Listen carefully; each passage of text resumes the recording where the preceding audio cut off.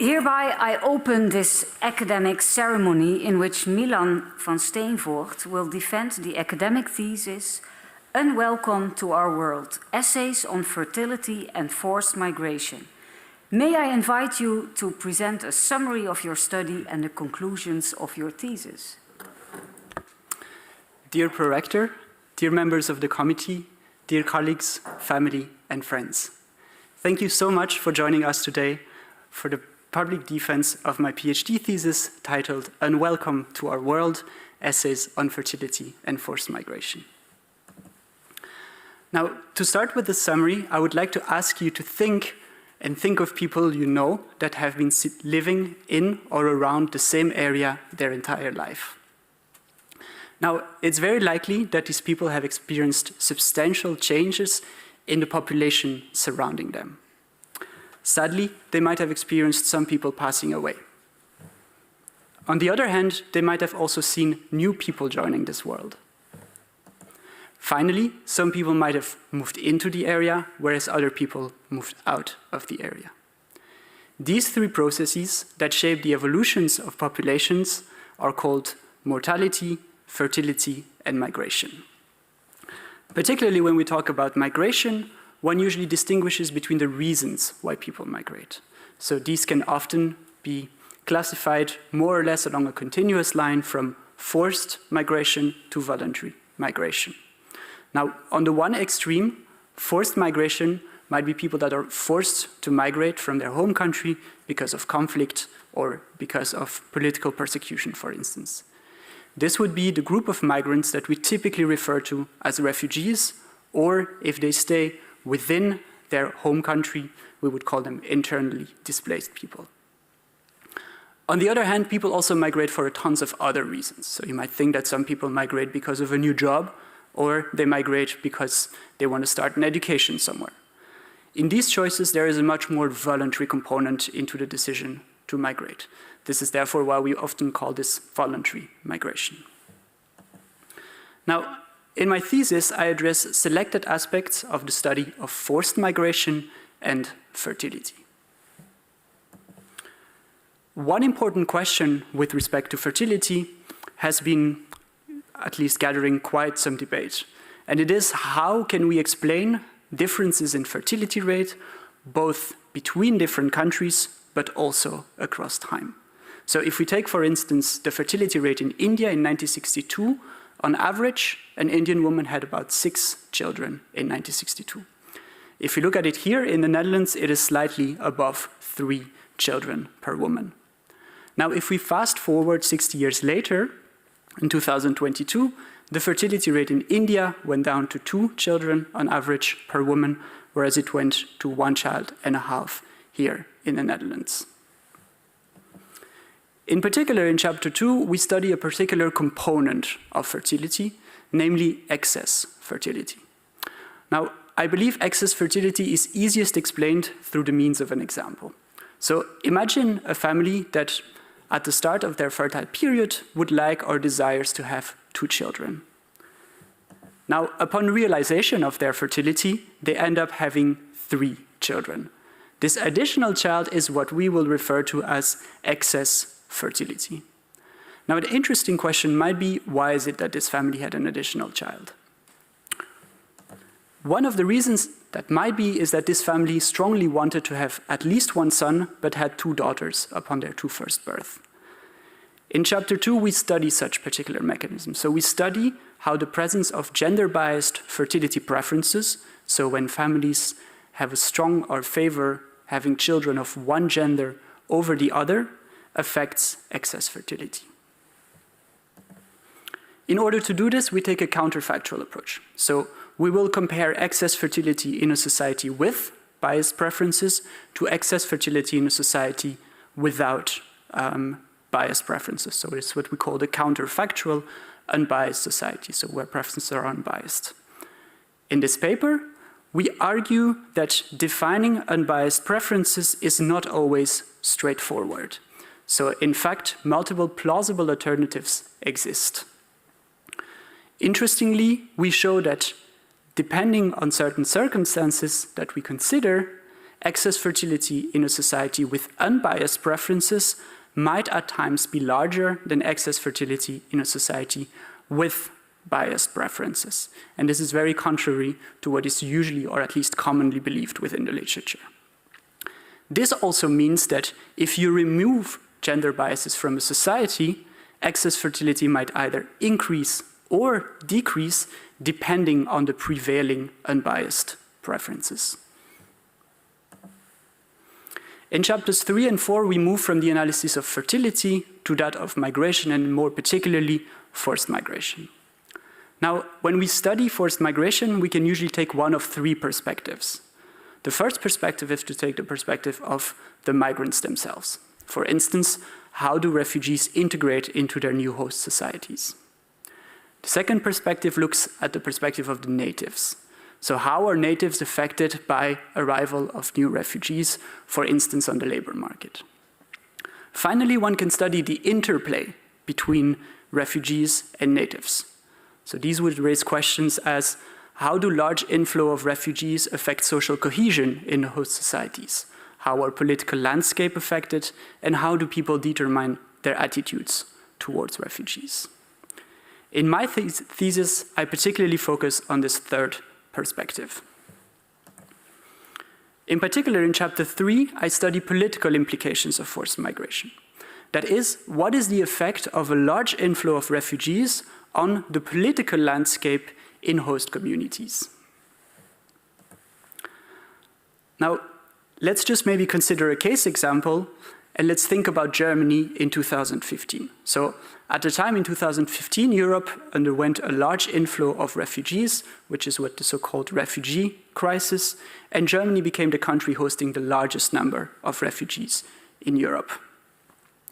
Now, if we look at the political landscape in Germany after this large inflow of refugees, we observe two things. First of all, we see that the party that was in power at the time, the centrist party Christian Democratic Union, which was led by Angela Merkel, lost important support during the next federal elections. On the other hand, we see that the far-right political party, the Alternative for Germany, which at that time promoted very strong anti-immigration views, gained notable support. In chapter 3, we study such political effects at the local level. In particular, we focus on the city of Gießen in Germany. Now, Gießen is interesting for one reason for our study, is that at the time, so in 2015, it hosted one of Germany's largest refugee reception centers. So a refugee reception center is responsible for registering and processing refugee asylum claims, and they very often also, as is the case in Gießen, shelter refugees on site. As a result, Gießen in 2015 experienced a very large inflow of refugees. Now, this allows us to essentially compare changes in political outcomes before and after the large inflow of refugees between areas that were more exposed to the large inflow due to their proximity to the shelters and areas that were less exposed. Now, we find that in all areas of the city, the support for the centrist party, so the Christian Democratic Union, went down. On the other hand, we see that in almost all areas, the support for the far-right political party goes up. However, we see that this shift from centrist to far-right political parties was less pronounced in areas that faced higher exposure to the large inflow. In addition, we find no negative effects of higher exposure to the inflow on the rental market, and we only find a minor decrease in the quality of public services as reported by the citizens themselves. Finally, in chapter 4, we study attitudes toward refugees, and in particular, people's decision to support refugees. Now, we know from a very large literature in health sciences that being forcibly displaced has very strong mental health consequences. So this is due, for instance, to trauma during the pre-migration process, but also during various events during the resettlement process. As a result, this means that refugees require help along and throughout their migration journey, and this entails that they require help from multiple groups of people. However, as it is now, we know very little about people's willingness to collectively support refugees, and especially so in the presence of other helping groups, so when several groups are being involved. In chapter 4, we test how unequal abilities to help between these different groups can affect the support received by refugees. So very similar questions that you can think about back in 2015 were raised when many people were wondering whether Greek citizens would help or support refugees less, knowingly that they would move on to Germany later on. Similar questions were raised in Germany, whether knowingly that some refugees at least would partially move on to Sweden. So in order to test this, we develop an economic game where we recruit over 1,000 online participants. We assign these participants to a role of citizen, and each participant or citizen was then assigned to one of two groups. Each group composed 4 citizens, and one group was in an earlier position, whereas another group was in a later position. So if you want to conceptualize this, this is very similar to what you currently see on the screen. Next, we ask each citizen how much they're willing or how much they want their group to help a participant which we attributed the role of refugee. In order to test the effect of unequal abilities to help, we systematically vary the resources that we give to each group. So we could have a situation in which, for instance, you had a first group that was relatively poor, followed by a group that was relatively richer. We also had a situation in which we had a first group that was relatively richer, followed by a relatively poorer group. Finally, we also then have 2 situations in which the groups have equal abilities to help, so either both groups have a relatively high endowment or resources, or both groups are relatively poor. What do we find? We find that if you are being followed by a group that has an unequal endowment or an unequal ability to help, regardless of whether you are the richer one or you are the poorer one, you help less. We also find that if you follow a rich group or a relatively richer group than yourself, you also help less compared to a situation in which both of you have an equal ability to help. This entails that unequal abilities to help might be detrimental for collective support towards refugees. However, we also find that if the first group is helping more, the second group will also help more. I would now like to conclude this short summary of my dissertation by giving you the key takeaways of each chapter in my dissertation. So in chapter 2, we show that the presence of gender-biased fertility preferences, so when parents favor having children of one gender over the other, do not necessarily imply an increase in excess fertility. In certain situations, it might even decrease it. In chapter 3, we show that following a large inflow of refugees, the shift from centrist to far-right political parties was less pronounced in areas that were more exposed to the inflow. Finally, in chapter 4, we show that support for refugees may decline when helping groups have unequal abilities to help. I thank you very much for your attention, and I would hereby like to give the word back to the prorector. Thank you for your presentation. The opposition will be opened by Professor Werner from Maastricht University. Dear candidate, dear Milan, first of all, I would like to congratulate you to a great thesis. So it was a pleasure to read it.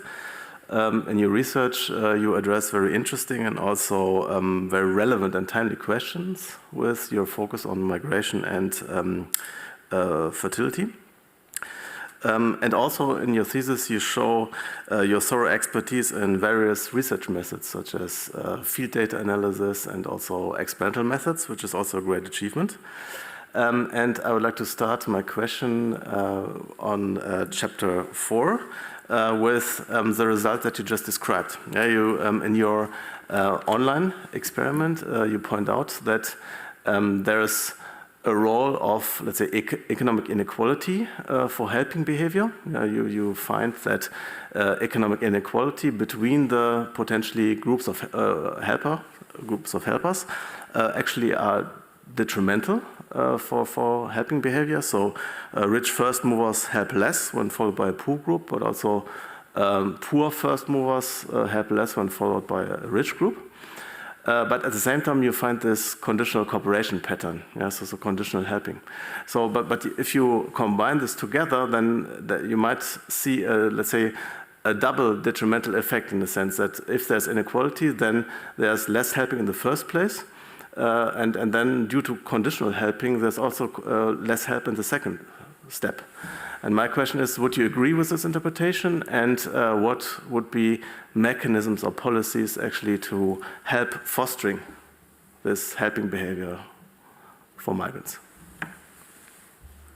Highly esteemed opponent, thank you very much for your kind words and for your very interesting question.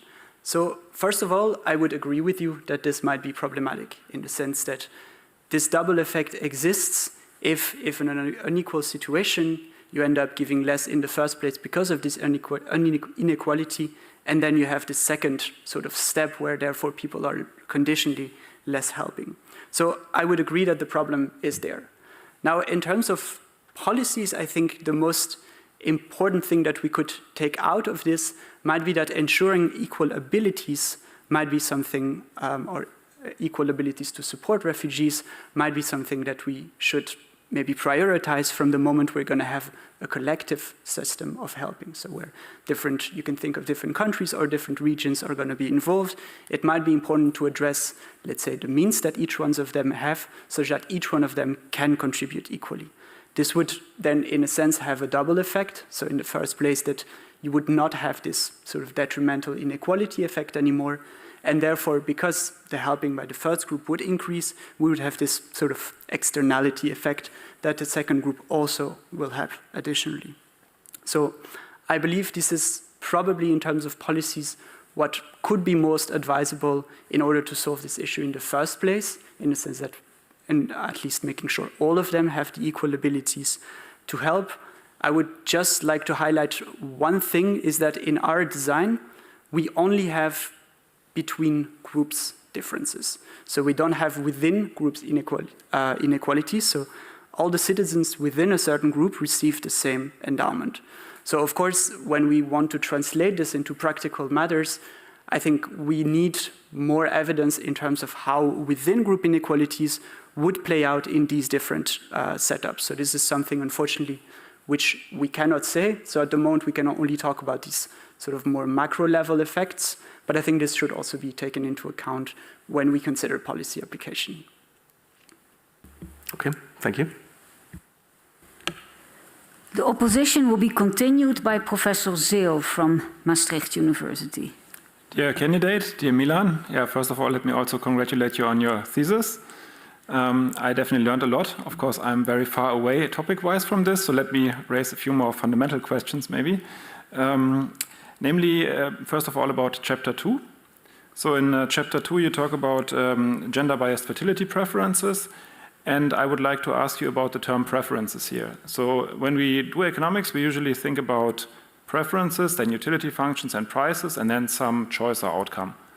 And here what you observe is actually an outcome, boy or girl, and then the further decision. But basically, I wonder if prices are implicitly also included in the sense that having a boy might come with not paying a dowry and so on, and especially in these cultures like in India, maybe there is a substantial financial added benefit of having a boy. So that it's basically combining preferences with prices in some sense, that you observe an outcome and not really a preference. So that's the first point. And then the second point is that preferences are typically something which is stable over time. And now you say you observe them at different points in time. Is there, from your data set, any way of measuring whether these preferences are stable, for instance, by considering the questionnaires of those who are not at the end of their fertility?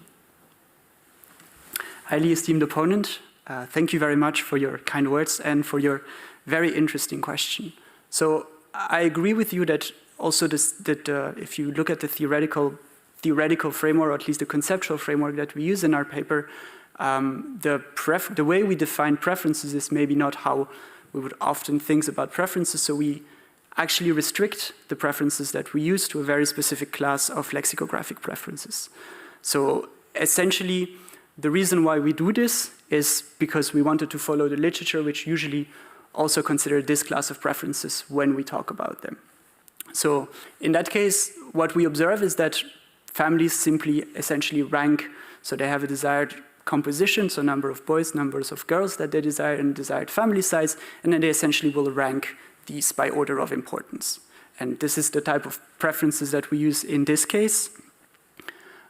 We have not considered other types of preferences, so I think this, whether we have some price sort of directed, in our model we don't really directly model this price sort of component that you mentioned. I think this would be more suitable, or at least if we have a model which would address essentially the marginal benefit that you get by birth, depending on the gender, which you could differentiate, and also have an additional cost of undesired birth. So if you, for instance, we could also model, if you arrive at your desired fertility, that you also have a cost in getting an additional birth that is not of the gender that you desired.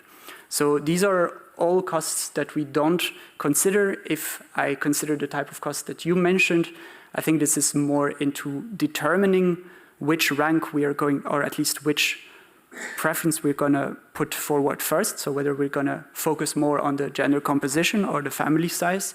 So it is more as a determinant of these lexicographic preferences than really interacting with them. Now, whether these preferences are stable over time, so this is something that is, in our case, because we only measure, in a sense, preferences over composition and preferences over gender and family size, this is something that we can sort of see how these change over time, and they do change over time. So we can also see at different age cohorts, whether similar age cohorts have different sort of preferences over composition and family size over time, and this is something that you also observe in the data. So you see that, for example, in terms of family size particularly, there is a strong decrease in the terms of desired family size, which might also be driving these results that I showed earlier in terms of the fertility being lower. On the other hand, we also see that the biases in composition also decrease slightly. So we also see that people want a lower share of, let's say, boys over girls over time. Thank you. The opposition will be continued by Professor Elsner from University College Dublin, who joins us online. Thank you, Prorector, and dear candidate, dear Milan. I fully and wholeheartedly agree with the previous two opponents, namely that this was a very strong and very interesting thesis, and I was very impressed by the fact that we see a theory paper, an applied econometrics paper, and an experimental paper, that all done to quite a high standard. That was truly impressive. So I was very happy to read this thesis. And I will have a question about your chapter 2, the fertility paper. In your counterfactual that you create, you want to undo gender biased preferences, and that makes a lot of sense. But one thing that your model doesn't feature that would admittedly make it a lot more complicated is endogenous household formation, right? Households form and in a bargaining process that we don't quite understand, but preferences over how many children and preferences over composition will likely play a role. And likely those families who desire lots of children are also those who are more socially conservative and may want more boys. So these could be correlated.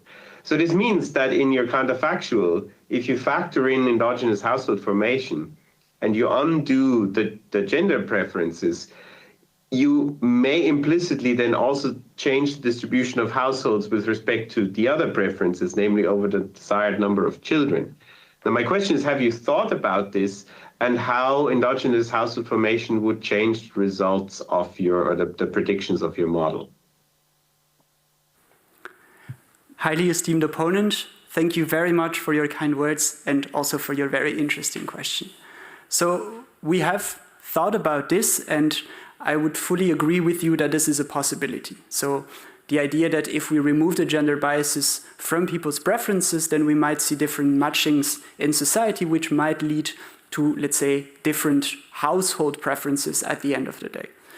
Unfortunately, in the chapter, in the work as it is now, we do not directly address this. So the reason why we don't do this is that I think we start our analyses from one step further. So we essentially start by saying we observe, or at least we take as a starting point the household, let's say, preferences. And we wonder what if we take these household preferences and then essentially keep the family size constant, but what if they change in terms of their composition and in terms of their intensity? So what if these two biased components would vanish from the actual sort of composition that we have now?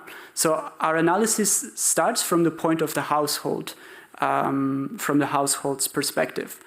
Of course, I think particularly in the empirical application, this is even more sort of perceptible because of data limitations, we mostly focus on women's preferences. So there we have an even stronger, although we did look a little bit into this from an empirical perspective, where we essentially try to see how different matchings between husbands' preferences and women's preferences might affect excess fertility. Unfortunately, at the moment, I'm afraid I cannot say so much about, let's say, the first stage of, let's say, the formation of the household, which would lead. So I would say as a summary that we start the analysis one step further by looking into the household, but I would fully agree with you that this is potentially also a mechanism which unfortunately we cannot exclude at the moment. Okay, thank you. The opposition will be continued by Dr. Spanti from Aachen University and University of Essex. Dear candidate, dear Milan, let me join the opposition in the praise of your thesis. It was really interesting to read, and I thought actually it became maybe even more relevant, politically speaking, nowadays, at least coming from Germany, than it probably was when you started this. So that's impressive, given that usually, it takes a lot of time to do the thorough research that you did. I was also wondering, and we've discussed this already a bit in terms of chapter 2, so we already discussed the formation of the household, but I was actually wondering, opening this black box of the household a bit, right? So we have this entire field in economics, which is economics of the household, and basically the idea here is very different from your approach. You take the unit of the household, the unit of decision making as a household, and then basically economics of the household says, okay, they have different preferences, women and men, and they somehow need to go into a bargaining process, and then we might observe the outcomes. So I was wondering how economics of the household relates on the one hand to your framework, and on the other hand to your data. You already alluded a bit to this data limitation that you basically have the stated preferences of women. And I was wondering to what extent, especially in the Indian context, we should think about those as reflective of the household, of their own preferences, if you can speak a bit to this. And then I was finally wondering, because you also present these cohorts effects in the empirical analysis, whether we should think of those really as changing views over time, or whether this could also be driven by changes in bargaining power over time within the household. Esteemed opponent, thank you very much for your kind words and for your very interesting questions. So I think maybe I can start with the household part first. I think it's a nice also transition with the question of the previous opponent. I think especially within our framework, this is something where we have, in a sense, very little to say, but to acknowledge that this formation part at the first stage, we don't really consider it. So I think this would this would really make for a valuable extension of the paper that we can discuss this a little more. There are indeed, as you suggest, a lot of models that try to see in terms of household bargainings. There might be a possibility that we can extend these models in terms of how do different sort of compositions would bring different preferences form in terms of this matching process, which would then sort of lead to the household preferences, which we take as a starting point.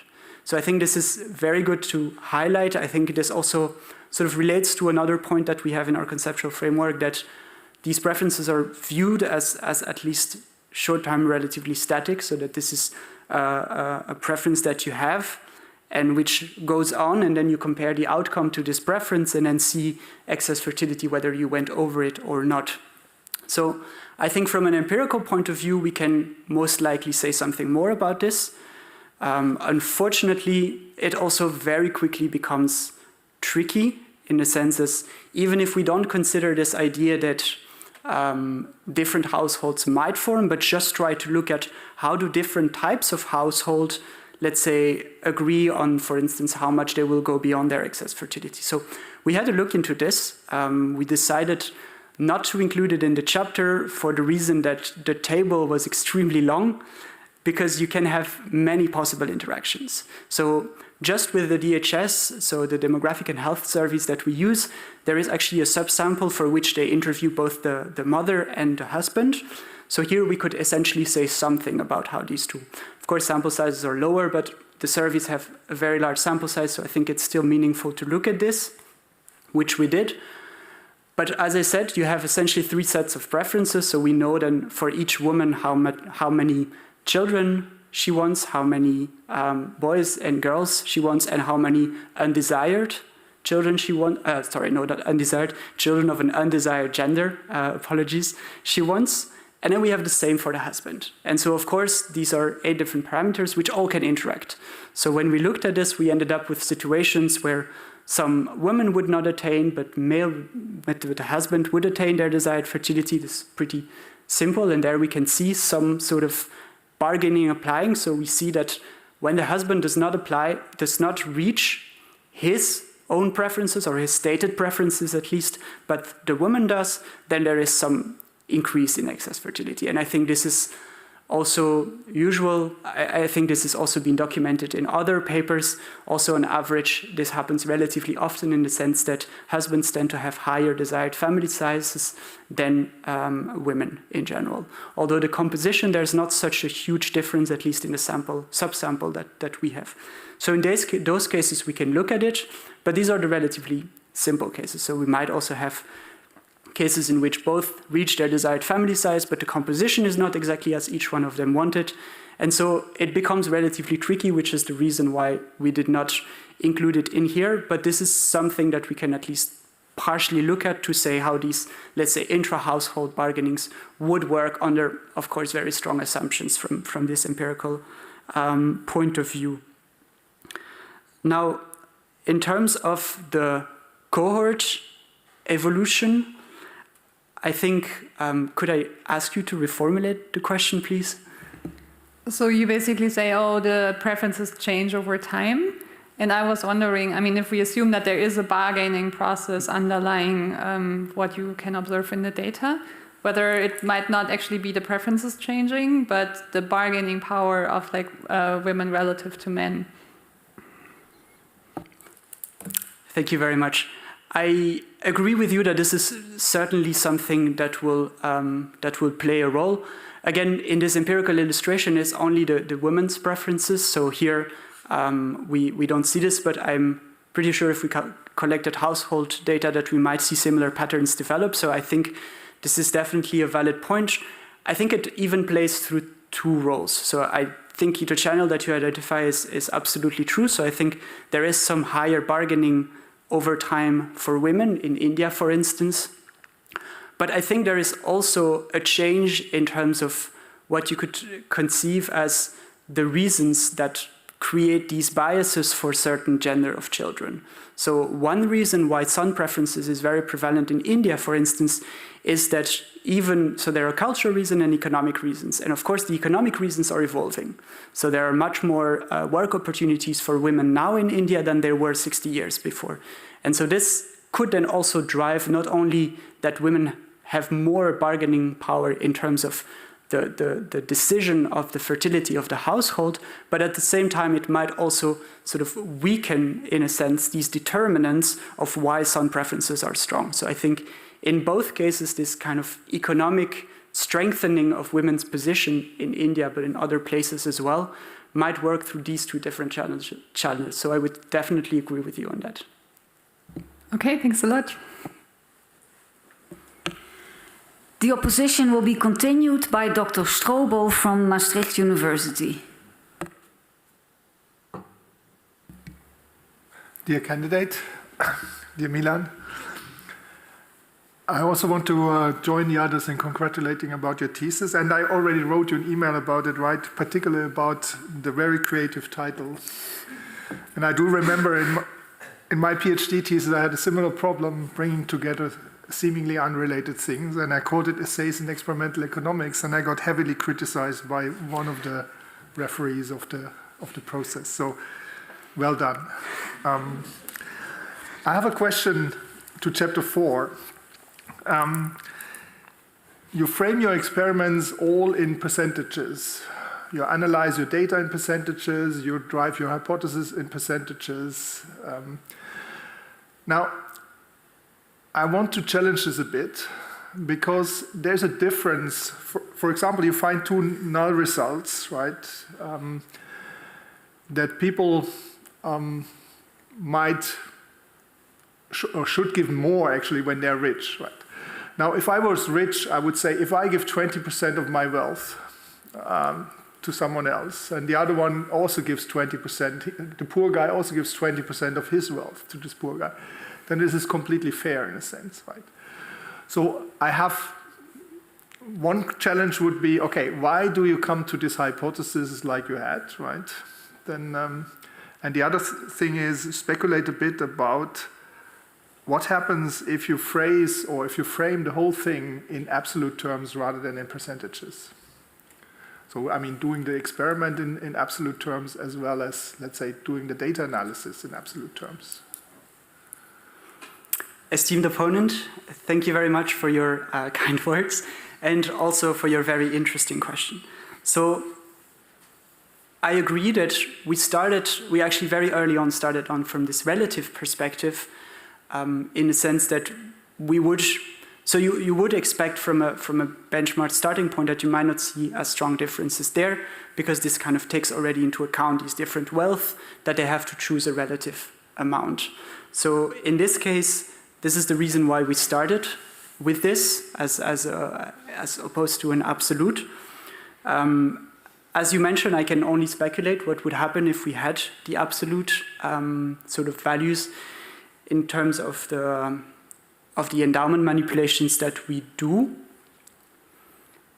In essence, you would expect no difference if participants understand and do not reason very differently between relative and absolute, in a sense that they still end up with the same money decision that they would make if it's relative or absolute. It's just presented in a different way. Therefore, I think the results might not be very different. It might make it more salient to participants that they can give, let's say, higher amounts of points.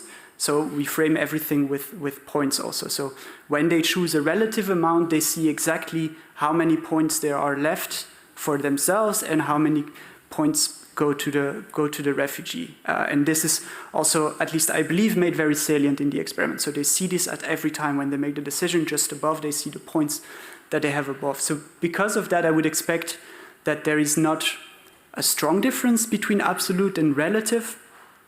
However, this is something that unfortunately we cannot see. We also did not test it, so we cannot see whether absolute changes something. But because it was also so salient in terms of the points that they will receive, I think, therefore, I expect that it did not change and that it would not also change behavior too much in that circumstance, that you would essentially see that if you have an absolute sort of decision, you might still end up seeing that if you then reconvert it to relative, you get to the same result that we are getting at the moment, that maybe then more endowed groups would give more, but then if you bring that compared to their endowment, you would get back to the same result that we have. So I have a priori no, at least strong feeling about why this would be different. Mm-hmm. Okay, and to your hypothesis, I mean, how did you get to your hypothesis that you should actually give more if you're rich? So in order to have the hypotheses that we pre-register in the paper, we essentially wanted to have a baseline model which would explain what would happen in a very relatively simplistic, I believe, setting. So of course, the first thing that we thought of, because there's no strong, at least there's, as I said during my presentation, there's very little literature that looks into these macro level effects.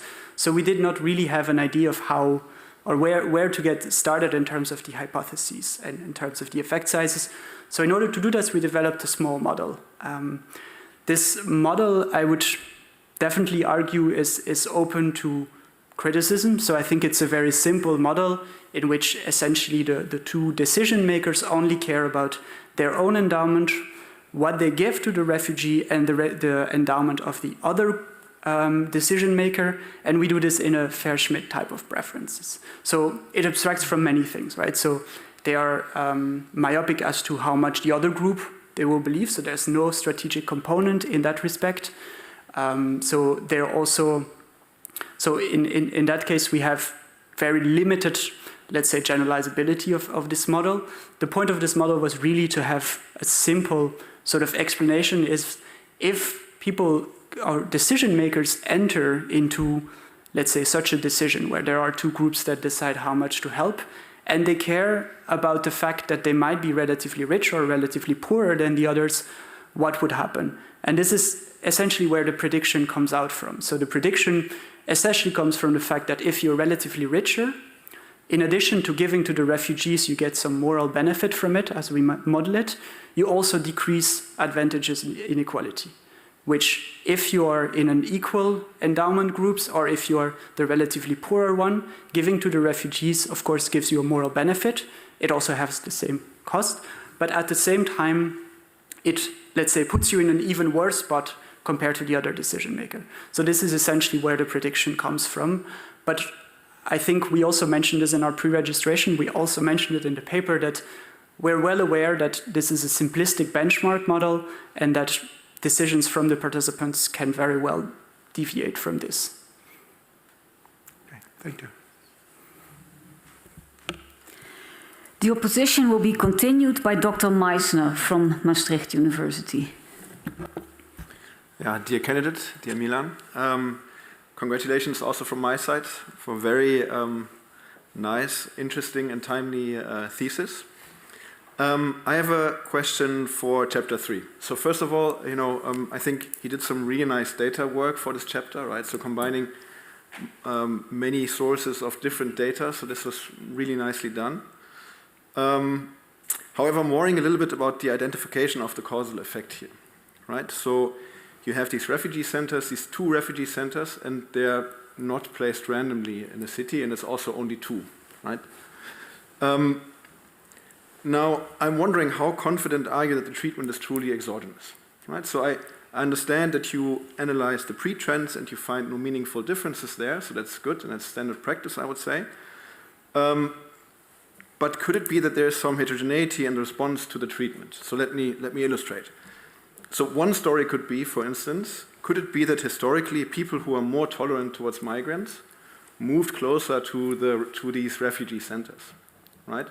Now, if this was the case, it could be that in normal times, before the large inflow of migrants, you would not observe this tolerance, so you would not find a meaningful difference in the pre-trend. But, when the shock comes, when you have a large inflow of migrants, then all of a sudden this tolerance shows, and they're less likely to change their voting behavior compared to people who live further away from these refugee centers and therefore do change their voting behaviors. What do you think about this? Have you thought about this? And yeah, what? Esteemed opponent, thank you very much for your kind words and also for your very interesting question. So I agree, even just to go quickly back on the pre-trend, I think it's, let's say it's nice and it's supportive into the idea that the trends afterwards might be parallel, but of course it's not even guaranteeing it, right? So I think even then, even when we see this, we should be a bit cautious, and I definitely also agree with you on this point. And I think the problem of sorting might be something very important here, or at least that we should address. So we have thought about this. Unfortunately, perfect data to test this does not exist, or it might exist, but at least we're not given access to it. So I think probably statistics about who moves in and out of a certain area is available. Nevertheless, this is not something that we can get access to. We do have access about the sort of the migration trends in terms of numbers, so not in terms of composition, but we know between different elections who migrate, like how many people migrated in and out at the voting precinct level. So we know for each voting precinct whether a lot of people migrated in and out between a certain period.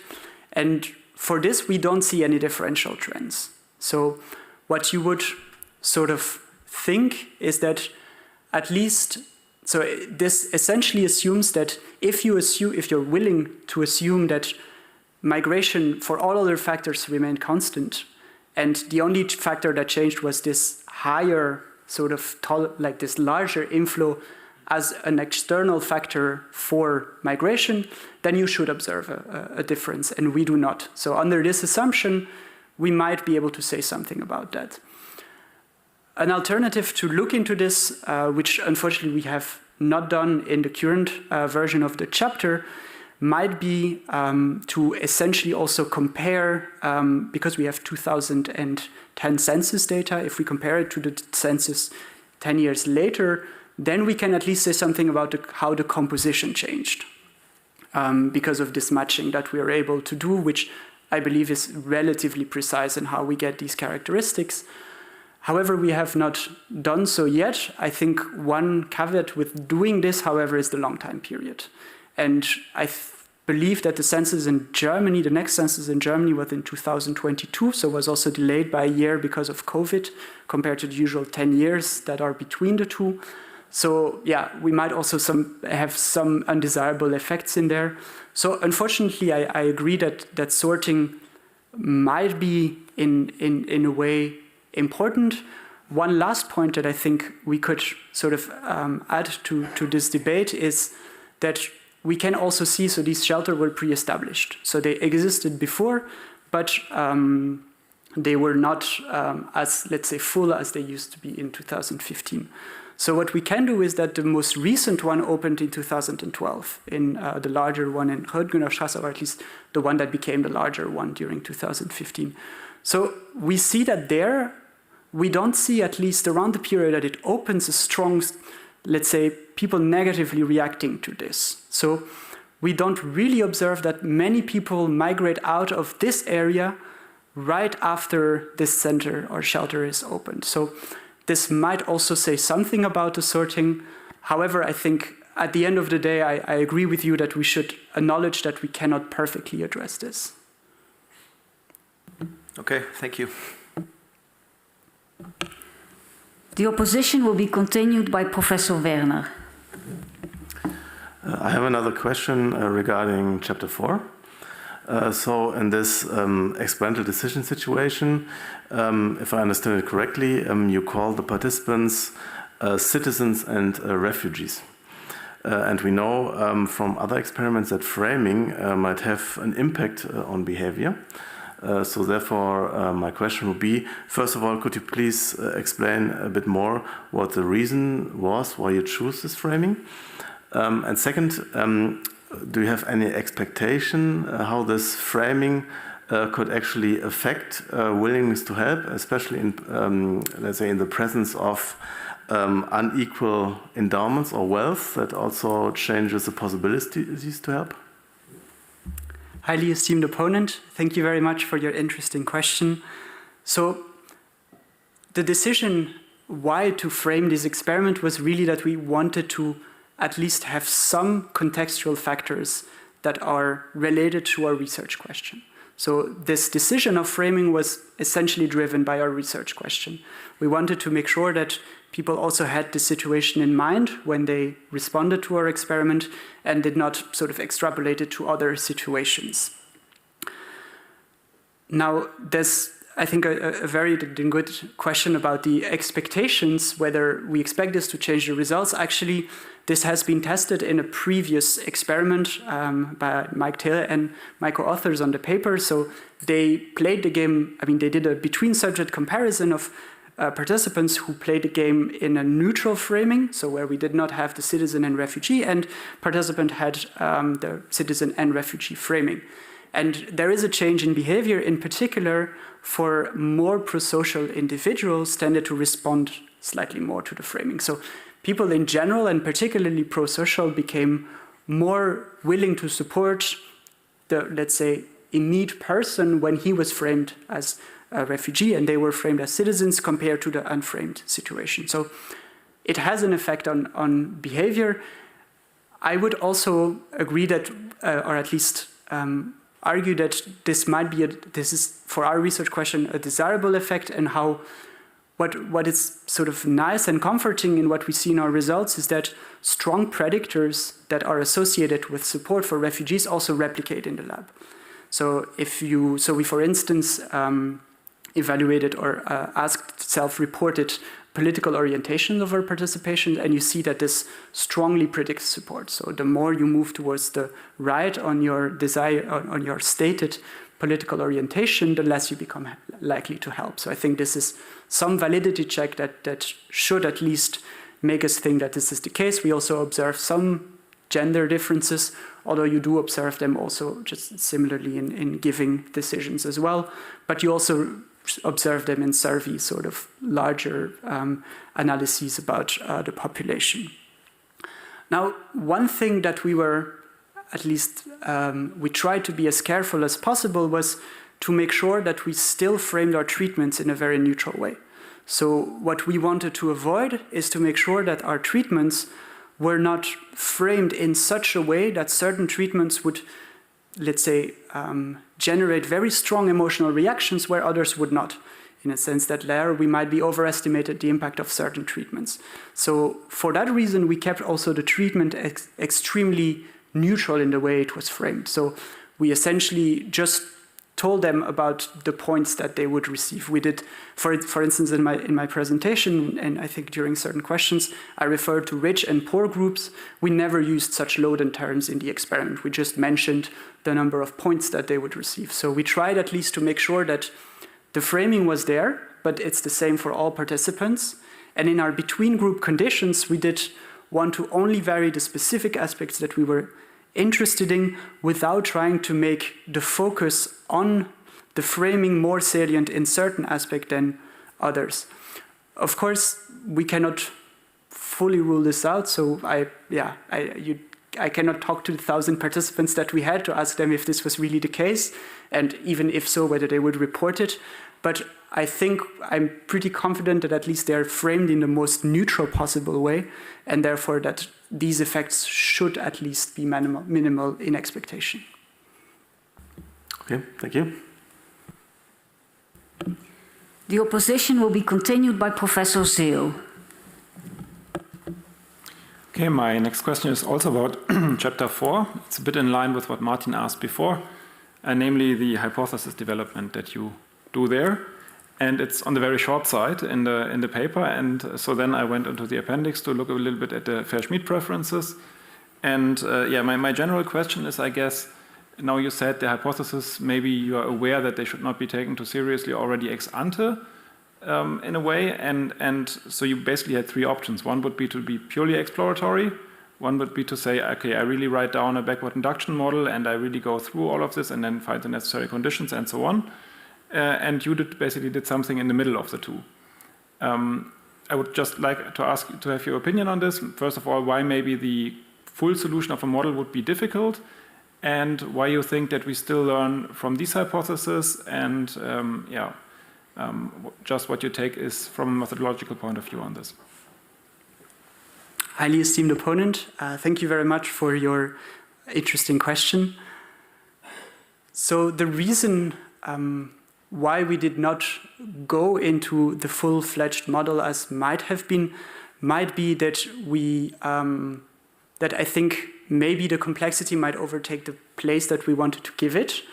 I think one standard prediction that we could have also said is just simply if people are purely monetary payoff maximizing, then they will not give anything, which I think we also mentioned at the beginning of it. I think later on we wanted to have some sense in a very similar, let's say in a similar direction, that we would have a very simple benchmark. And I think this was really the idea of the development of the model, is not that the model should be considered as a contribution per se, but rather as a benchmark model that would tell us something about what might happen in a very simplistic situation. So the goal and also the target audience for this paper was really to make it about, let's say, mostly I would actually agree with you, the exploratory part about how do these endowments actually shape decision making. And we just simply wanted to provide, under very simple circumstances, what would happen and what would we expect in a very sort of simple setting, and going from there, sort of going first into what would, let's say, what happens in reality when you ask participants to make these choice. I think also, since this is something that has been very little explored, is the reason why we wanted to have something, so why we did not stay on the complete other side of being completely exploratory, because we had sort of very little expectations from the literature, only some sort of guiding clues about these ideas that there is some evidence that these macro level trends should matter. So there are some papers which show that people have preferences, for example, about systems of redistribution of refugees. So there is a 2017 science paper which shows that people would actually vouch for a refugee or support a refugee allocation system which is proportional to different countries, which takes really this idea in mind, but does not tell us so much about decision in certain situations. So how, once we have such a situation, how do people respond and what do they take their decision? So this kind of got us away from this sort of bound of saying it's fully exploratory. We still want to have an idea of what might happen, but I think the aim of the model made it that we did not go in terms of the full extreme of developing, let's say, clear, let's say, more sophisticated, for instance, by including strategic interaction between the players, on the other hand. Then. Okay, just a short question on this. Mm-hmm. So the hypothesis you derived in the end, were those things that also the things that you found intuitively most plausible? Under the situation in consideration, yes. So if you think about, or at least if you think about a situation in which you only have two decision makers who care about how well they place themselves compared to other countries, which I would argue much of, as part of the political debates about refugee sort of helping in Europe and in the European Union takes this perspective on, then I think this is relatively intuitive, that it might be less, let's say, cumbersome from a moral point of view for richer countries when there's a relative difference to go on and take more support than those who are already at a disadvantage. So in that sense, yes. However, as I said, we also omit a lot of factors in this model. So within, let's say, the parameters of the model, yes. However, I think that, of course, it could be made more complex to sort of go towards more detailed, let's say, features of this discussion around. But I think for this sort of broad discussion, it seemed at least plausible, or at least the hypothesis seems to be consistent with this. Okay, thank you.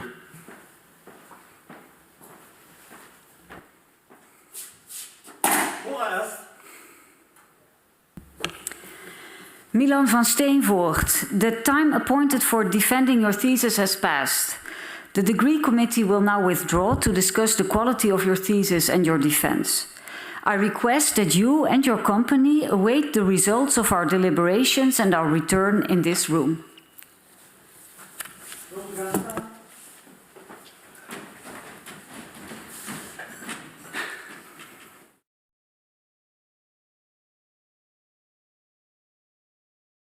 The PhD defense has now ended. The degree committee will debate the candidate's performance behind closed doors. This process usually takes about 10 minutes.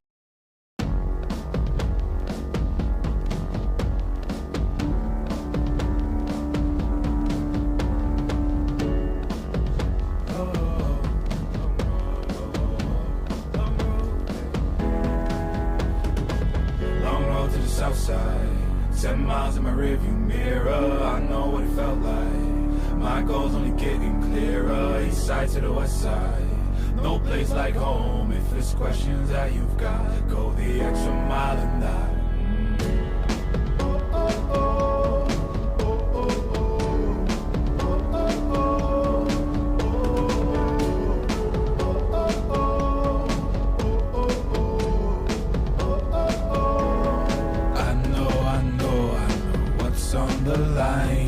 I know you know that I can't read your mind. Years can't fly by now, don't waste all your time. Cause I'll go the extra mile. Long road to the south side, 7 miles in my rearview mirror. I know what it felt like. My goals only getting clearer. East side to the west side. No place like home. If it's questions that you've got, go the extra mile and die. On the dash, got my laces tied. Long road, I don't waste no time.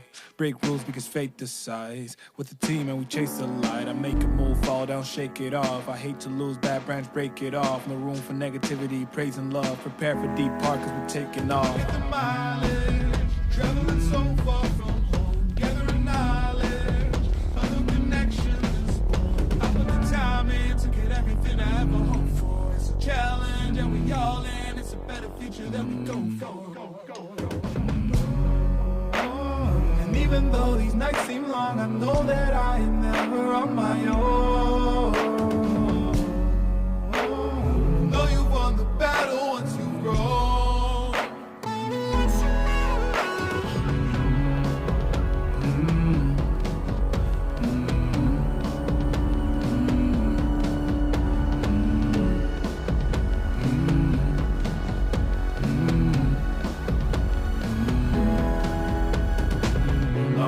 Southside, 7 miles in my rearview mirror. I know what it felt like.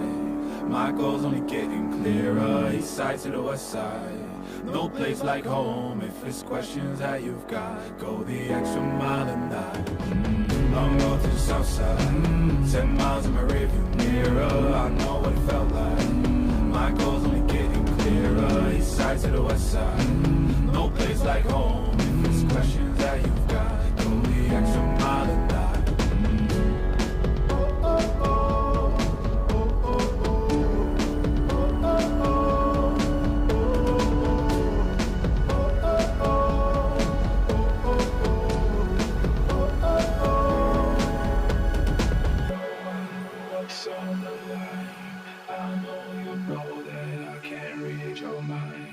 Years can't fly by now, don't waste all your time. Cause I'll go the extra mile.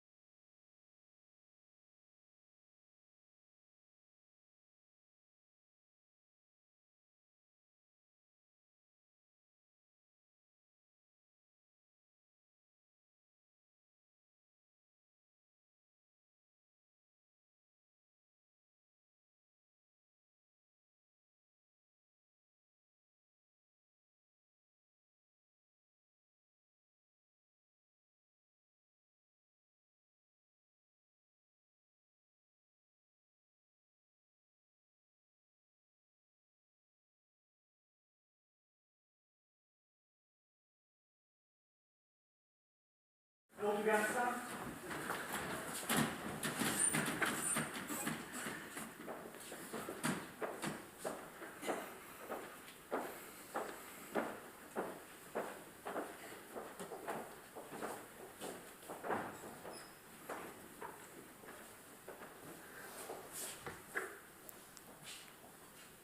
kunt wel plaatsnemen.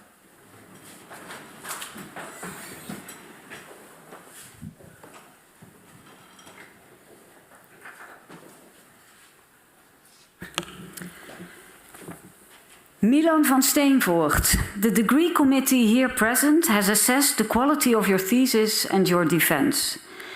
In view of its positive verdict and taking into account your previous qualifications, the degree committee has decided to grant you the degree Doctor. Dr. Bosmans is authorized to confer upon you this academic distinction in accordance with Dutch university custom, and afterwards Dr. Roes will give the laudatio. I invite Dr. Bosmans to now take the floor. Wilt u gaan staan?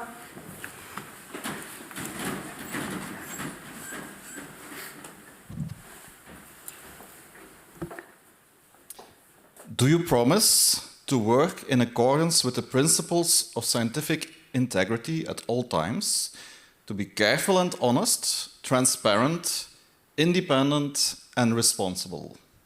Yes, I promise.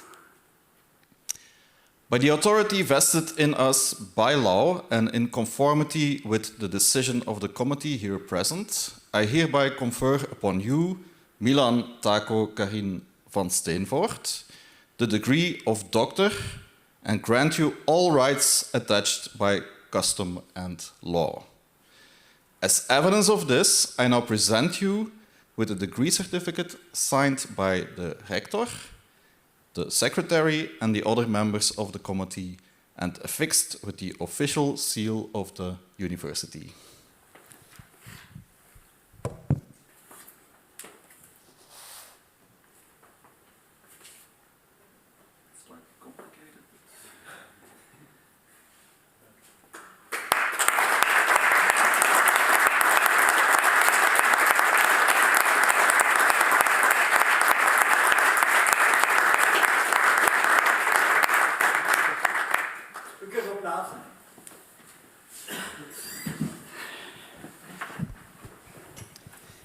Thanks.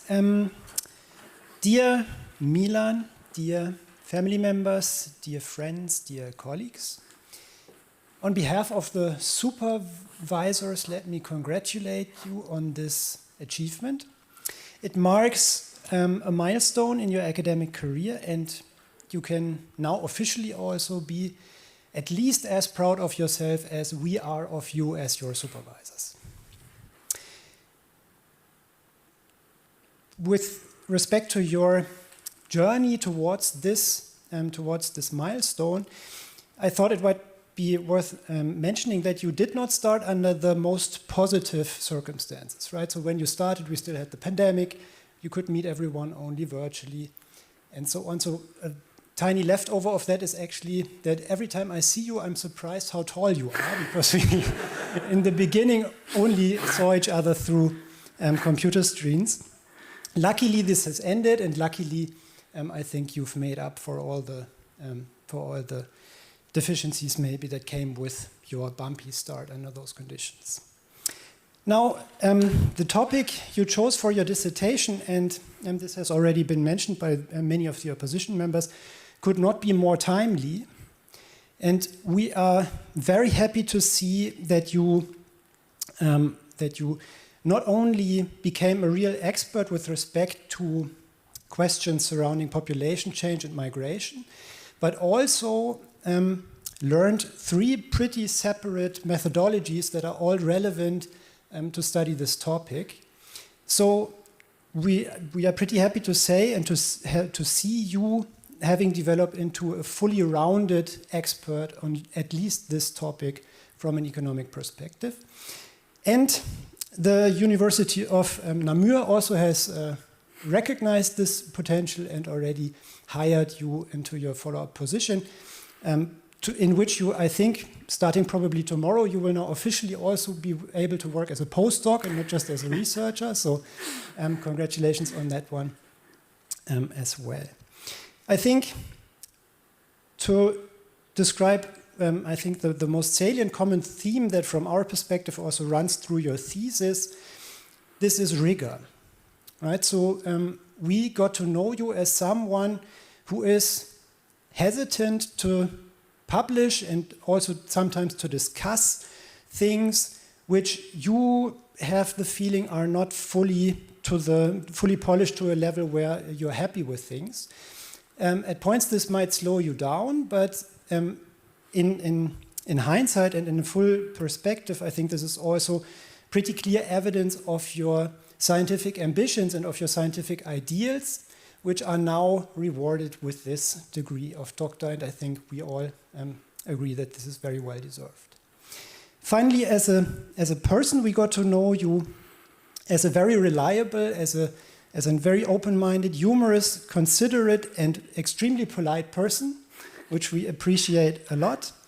And not just us as the supervising group, but also your colleagues got to know you as a very friendly, helpful, and person, and you became an integral, central part of the PhD group within the department pretty quickly after restrictions were lifted. So we were also very happy to witness this. And now let me end on congratulating you again to having been able to acquire this very decent and very nice follow-up position after you finished your PhD here, and by wishing you on behalf of your supervisors all the best for your future there and for all follow-up positions that might come. Congratulations.